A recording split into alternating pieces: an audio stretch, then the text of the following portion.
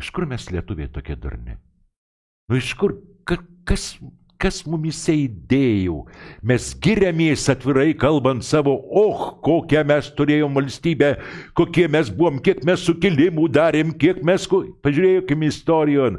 Ne, mes viską tą sutrypim. Ir sakom, va dabar mes gyvenam. Mes negyvenam dabar. Mes dabar virstam vergais. Ir jais būsim.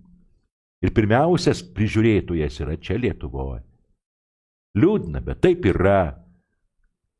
Ir kai mes atsibusim, jau bus po laiko. Jau dabar yra po laiko, jeigu rimtai šnekam. Išsirinkom, ką norėjom išsirinkti. Ar mes nesakėm tada, kad ne tas kelias, kad ne to reikia siekti? Ne, vis tiek. Nu, aišku, sistema sužaidė savo žaidimą. Bet juk visą tai bereikalinga ir net pradėti nereikėtų. Nes tai, ką daro dabartinė valdžia, bent jau pirmieji jo žingsniai, tai yra atėjimas chaoso arba rimtos, galingos, bet Führerio neturim kol kas. Atleiskim viešpatį, jie nejaučia, ką jie daro.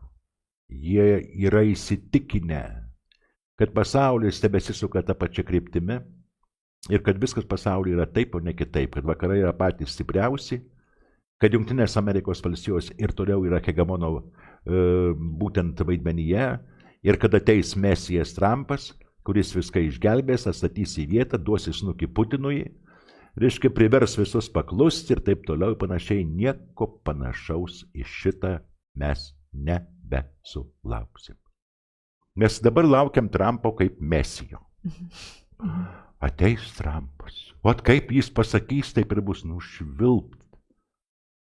Nubaigim su to Mesiju. Trumpo ateimas nieko neįspręs. Kų pasakys Trumps iš tikrųjų, kauns ateis į valdžią. Mes nežinom. Viskas tas ir kol kas tik pasakas. Na, aš manau, kad ten bus daug dar tokių netikėtumų. Aš vėl kartuoju, Trumpas ne Mesijas. Trumpas ateina griauti.